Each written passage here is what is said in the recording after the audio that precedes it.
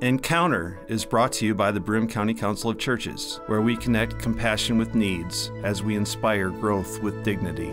You'll find us in special places throughout the community. For those who remain hungry, we provide meals. For those who are challenged, we build wheelchair ramps. We comfort those who are ill, minister to those who are confined, and we remain an advocate for change and understanding on behalf of every element of our community. Connect and inspire. Encounter the Broome County Council of Churches. Good morning, I'm Jeff Kellum. Welcome to this week's edition of Encounter. Today I'm going to tell you where to go.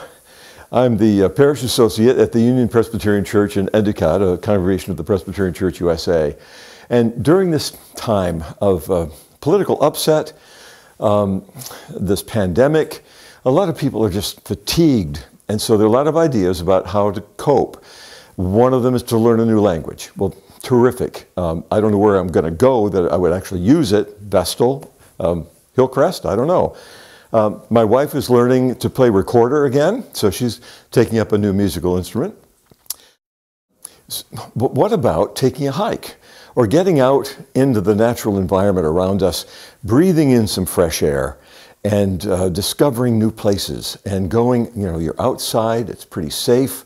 So today I'm going to tell you where to go. The Waterman Conservation Centers would be one opportunity to get out and enjoy the beauty of our creation. My wife and I do the IBM Glen. We've done the Waterman Conservation Center in Appalachian. And there are some other places too that our guest will tell us about. Christopher Audette, you are the executive director, and we're sitting here in the museum. Tell us a little bit about this space. Let's start here.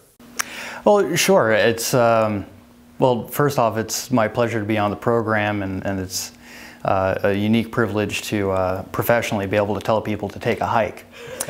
You'll tell us where to go, and I'll tell you to take a hike. Okay, great. But yeah, we're seated in our what we call our museum. It's a kind of a take on a natural history museum. We try to focus on native species, things that you can find around here, but our collection is diverse. It comes from many different sources, many different donors. So we have some kind of special things. We have a pronghorned antelope and we have an American bison. We don't have many of them roaming the woods here on Hilton Road. The center is centered in Appalachian. Tell me the address. Yep. We're located at 403 Hilton Road. It's in Appalachian. Just off 434. Yep. But this is not the only part of the Waterman Center. There are other properties, and I want to talk about each one as we go. Well, Waterman, you know something about the Waterman legacy, so tell me about that. Well, yeah, it's people know names like Muir and Thoreau and notable conservationists, but people ask me, well, why are you called Waterman?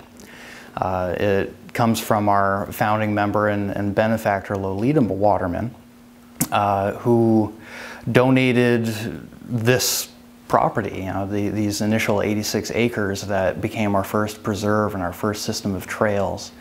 And she stipulated that it be named in honor of her late husband, Fred L. Waterman, who was the last horse-mounted state trooper in the state of New York. So this is the original property. That's correct. And through the years, you have been given other properties, including Hiawatha Island. Yeah, that's correct. The IBM Glen is part of the Waterman Center. And tell me about the others. And then we'll get back to the other. Yeah, sure. Through this first property and through feverish outreach and lots of hard work, the early actually started out as the Tioga Conservation Education Center. Built a good name for land conservation. We did a good job out here once we became Waterman. Right. So people just started, not quite, but throwing land at us. We made a good name and people wanted to trust us with the land. Yeah. We're not quite a land trust, we really focus on promoting outdoor recreation and utilization, appreciation for these wonderful wild lands. But currently the network of preserves that are encompassed under the Waterman name will go moving east to west, right, or rather west to east, with Brick Pond in Owego, just a stone's throw from the village. right. The Appalachian Marsh, Hiawatha Island, as you mentioned. I should clarify, the Appalachian Marsh is it's that kind of wetland area that you notice where the east and westbound lanes of Route 17 diverge. Yes. And you say, gee, I wonder why they did that. It was so that they didn't have to build a highway straight through a vital wetland. Right. There's this property, 403 Hilton Road, our main interpretive site, the IBM Glen, and then our newest property is called the Pettus Hill Preserve, and that's in West Windsor. It's a property that was willed to us, and we're actively working on developing that now. We have a great group of volunteers out in Windsor that help us with that. Right. I guess I'd forgotten about the Brick Pond. I drive by it all the time, and we have hiked around it when it's been drier weather, and we've looked at the lily pads that cover it during the summer, and that's one of those areas that is just left, right? I mean, there's no development there. There is a little bridge and a couple of places to sit down and look, but you don't go in and maintain it. We maintain it, but we make our best efforts to leave it as natural appearing as possible. First and foremost, the property is for wildlife. Yeah. But we clear the trails. We try to maintain the markings so that it's easy to get around. We include walkways when we can. There used to be a beautiful floating bridge going across the pond that unfortunately was destroyed in one of the major floods. Right. That's been replaced by earthen berms and water level control devices, so we can try to manage it as the productive wetland that it should be. Sure. We took an organized hike around it. Are there organized hikes still? We haven't offered many recently, but yeah, we offer guided hikes with our volunteer naturalists. Yeah. One program that we do offer or have offered recently at Brick Pond is through our Natural History Through the Lens photography workshop series, where wildlife photographers guide you through our preserves, teach you how to use that camera that's been sitting in your closet for years, to take compelling images of natural scenes and wildlife, and also learn how to interpret those scenes and talk about what that subject is. Right. And that's enhanced by a new photography blind at Brick Pond that was built through a partnership with an organization that's now known as Collins Aerospace. Now here I guess we've not snowshoed, but it used to be that you could snowshoe and cross-country ski. And we have hiked through some of the snow, and we've hiked at other times of the year. So we've described the museum. What else is here at the Waterman Center in Appalachian? Well, I certainly urge people to not discount us during the snowy times. During the winter months, the trails don't disappear. We are still open.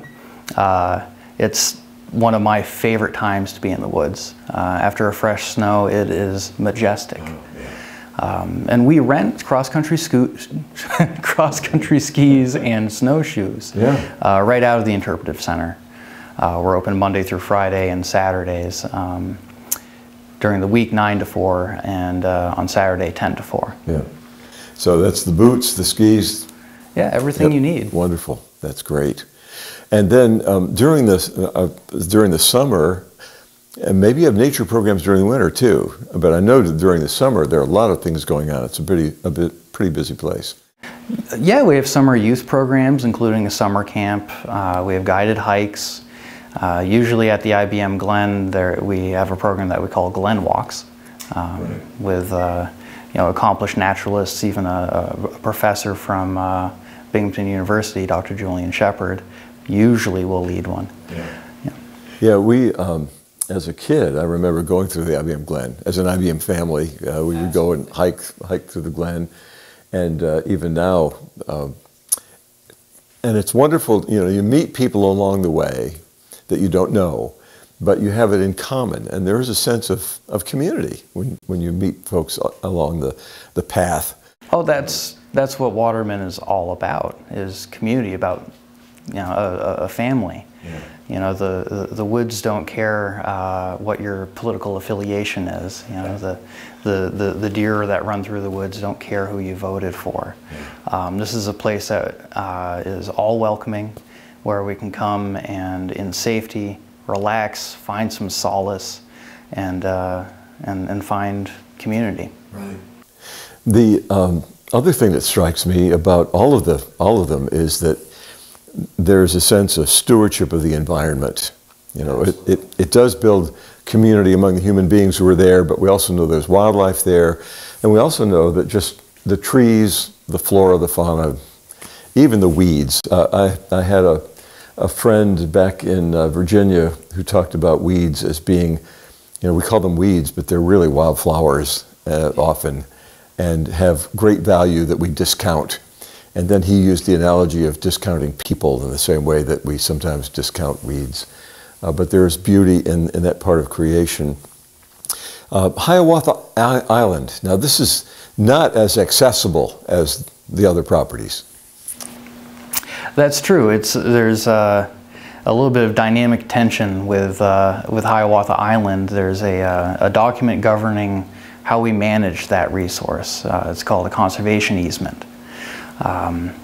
In it mandates that we provide open access 365 days a year to the public. However, a bridge can never be built. Oh, yeah. And a bridge spanning that river at that spot, it would be difficult to maintain. Yeah. One of the ways we maintain access to the island is every year we throw a Father's Day breakfast fundraiser, where we use a boat and ferry people over to the island, and they get a tour and a rustic country breakfast, and it's a wonderful event. We will see how guidelines evolve over the next couple of months, and hopefully we can resume that this year, if not certainly in 2022. Yeah. Maybe you have to downsize the number of people on the boat, make more trips or something. But yeah, we've considered that. It's hard on a boat by nature is quite a cramped space, and it is outside. There's some mitigation there, but yeah, we have to consider. Right, have to be safe. Yeah. The other properties, now you mentioned what's the newest one? The Pettus Hill Preserve. Yeah, what's there? Where Pettus Hill is in Windsor? Yep, it's in West Windsor. You take the exit with the McDonald's. You turn right. It's eventually you get to Abbey Road, and it's quite a rural setting. If anybody's familiar with the Schoolhouse Creamery, it's not far from there. Okay. On an aside, I encourage everybody to become familiar with Schoolhouse Creamery. Right. They're fantastic, right. And a very good neighbor. But it's a gorgeous woodland. The current trail gently slopes up to what we refer to as Chuck's Pyramid. Now, Chuck Pettus was a great benefactor to Waterman, a wonderful community figure. He used to operate a roller rink, I think called Roller Dome, which was a youth fixture in the 80s and 90s. He was an engineer at IBM, avid hiker, horticulturalist. I think he played clarinet, and a great friend in the community. Yeah, all-around Renaissance guy. Exactly. Yeah. And Chuck made very certain that his land out in Windsor was going to benefit the community in perpetuity. Yeah. and we're the organization that's honored with that task, and it's fantastic. Wonderful. Our guest today on Encounter is Christopher Audette. He is the Executive Director of the Waterman Conservation Centers.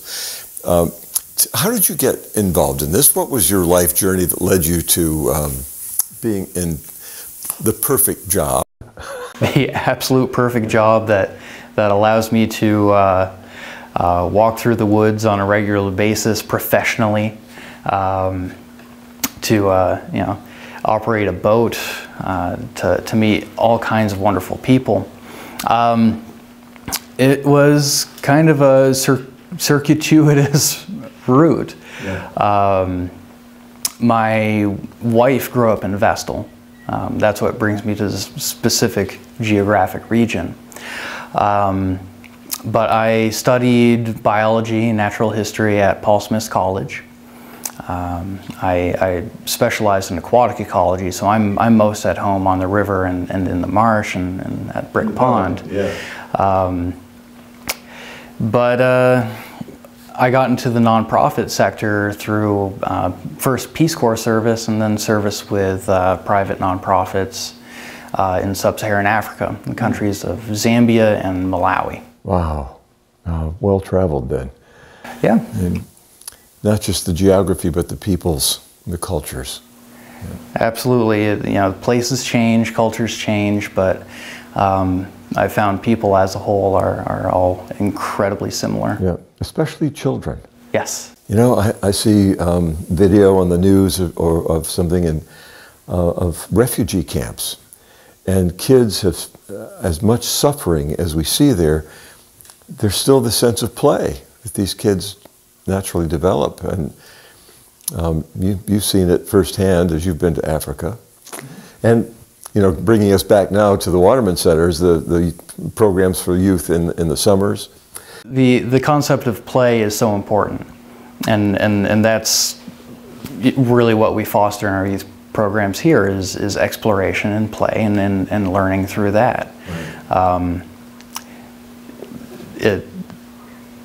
It translated the other direction for me as well, and when I was learning local languages, it was through playing with the neighborhood children that would come and visit us that we developed our language. Yeah, yeah. And it's not all play, because there are some serious issues that face the environment, and that certainly is one of the things that you teach here, but you also are involved in with a hands-on the issues of the trees that were cut down, for example, at the IBM Glen. Nobody wanted to see those trees go, but tell me what precipitated that. Absolutely. Well, our role in the community, our aim is, of course, to inspire people to conserve the environment. But it's also to do that direct management, and unfortunately, sometimes we have to educate people about problems. Yeah. Probably the single greatest issue that we're dealing with as a conservation agency right now are invasive species. The one that caused all the tree removal at the Glen and that kind of loss is called the emerald ash borer. So for the most part, all the trees that you see lying freshly cut along the trails at the IBM Glen are ash trees. One of the most common species in this region. It's a beautiful hardwood. We planted a lot of them in our yards for shade trees because they grew rapidly. Their seeds are an abundant food source for wildlife. It's really a shame to see them go. But we've actively cut them anywhere close enough to the trail that they could be a risk to a hiker. Right. That's our main concern, is safety. Everywhere else, in the 200 acres at the IBM Glen where there's an ash tree, and there's a lot of them, nature will take its course, and those trees, of course, will decompose and return nutrients to the soil. The standing wood will be host for all kinds of insects and fungi that in turn will be food for other animals. I expect a substantial boom in the woodpecker population because of the emerald ash borer. Right. My son will be glad to hear that, as an ornithologist whose specialty is woodpeckers. The expense involved in this, I mean, that becomes a budget issue for you and a challenge. You're not cutting down trees yourself. You have to bring somebody in. You have folks who are maintaining the other properties as well. So what's the budget look like, especially in a time of pandemic when you can't have the fundraisers that you once had? Well, that's a serious concern. In the case of the IBM Glen and the ash trees there, we were fortunate enough to have services essentially donated by Cook's Tree Service. They were incredibly generous, incredibly helpful, and boy did they work hard. They did remove a few logs to cover some of the overhead expenses, but for the most part we left the trees for nature to take its course. Unfortunately, there's another insect pest that's plaguing our forests in this area, and not just at Waterman Properties. I need to stress this, that these are issues in your backyard, all across the Northeast and across the country. The other insect is called the hemlock woolly adelgid, and your viewers may remember that we made a big push this past spring to call for donations to fund protective chemical treatments for old growth hemlocks at the IBM Glen against the adelgid. And that was a tremendous success. So to answer your question, when we do have to fund directly efforts like this that are urgent and important, generally it's an appeal for donations, and the community really came through. I want to thank everybody that donated to that campaign, because it was a resounding success. Those trees have been protected for the next 5 years. Good. On the other hand, here we go again at the Hilton Road Preserve here, our main interpretive property. For some reason, over the past 5 to 7 years, we've noticed the adelgid on our hemlock trees here. We have a large hemlock forest just out to the west, going along our gorge that you've walked. Right. And it's an important character to that landscape. It's very important in terms of holding the soil so it doesn't wash down into the gorge. For some very fortunate reason, the adelgid hasn't caused much damage over the past 7 years. Flash forward to right now, and as we go out and we examine our trees, every single tree is covered with adelgid. If we don't act this spring, there's going to be a wholesale loss. That whole forest will die. And think of all those trees cut, the ash trees cut at the IBM Glen, and multiply it by all the hemlocks. And these are trees that are 400 years old. Talk about a loss. Yes.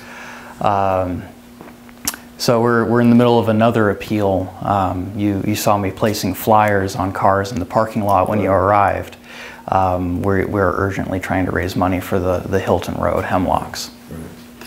And the fact that there are cars in the parking lot here on a Friday when we're recording this interview, on a cloudy, overcast, wintry day with still lots of snow on the ground, there are people participating in these activities all the time. Yes.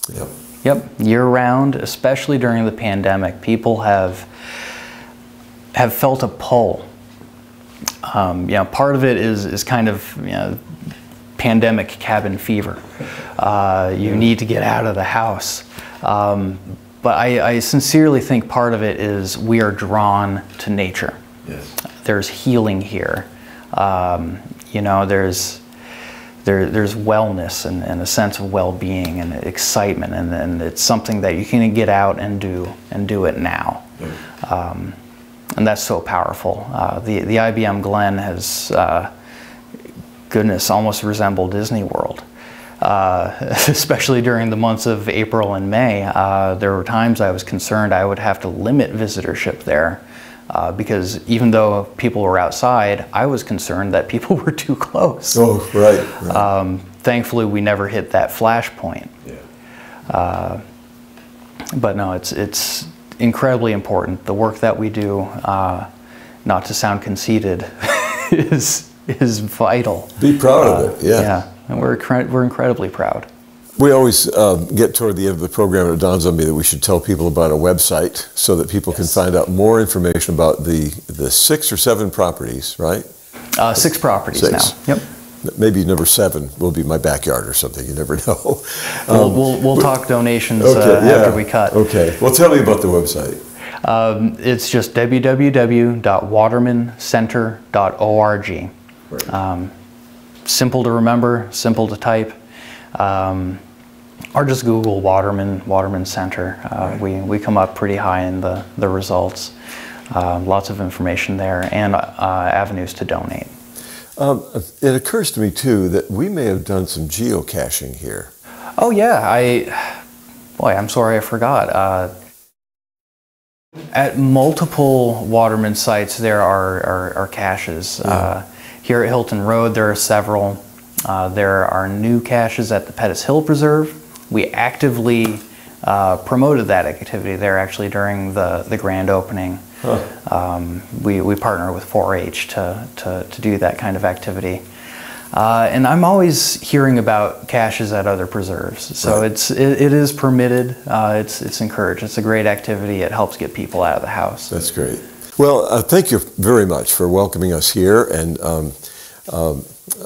we encourage you to go to the website to find out more information about how you can volunteer, because I'm sure that there's a need for volunteers. Oh yeah, we didn't even cover that, but 90% of our maintenance activities are done by volunteers. If you're looking for a way to get out and contribute and get some wonderful exercise, I'm actively recruiting what we call trail stewards. Thank you again to Christopher Audette, who is the Executive Director of the Waterman Conservation Centers and the 6 properties associated with the center. I'm Jeff Kellum, thanking you for being with us on the Encounter program, produced in cooperation with the Broome County Council of Churches. I hope that in the coming week you will be gentle with people and with yourself.